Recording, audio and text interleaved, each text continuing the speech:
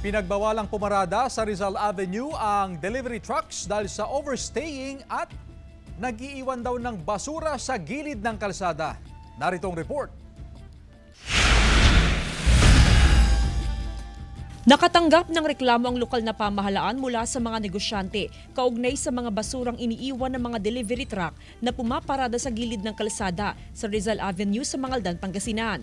Idagdag pa ang reklamo sa overstaying ng mga delivery truck. Pagdating nila ng madaling araw, aabot na ho ng hapon. Kaya bukod pa doon sa kalat na kanilang iniiwan, yung mga tubig na galing sa ref van ay doon na rin tinatapon. Bunsod nito, pinagbawalan na ang mga delivery truck na pumarada sa gilid ng kalsada. Meron naman daw mga pay parking sa harap at maging sa gilid ng palengke. Kasabay nito, ipinagbabawal din ang overstaying sa pay parking.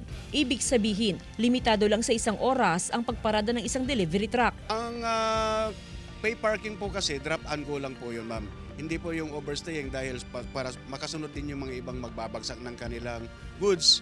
At para makasunod sa tagubili na ito ng lokal na pamahalaan, nagdagdag ng pahinante ang ilan sa mga delivery truck owner. Ito'y para mapabilis ang pagdiskarga ng deliveries.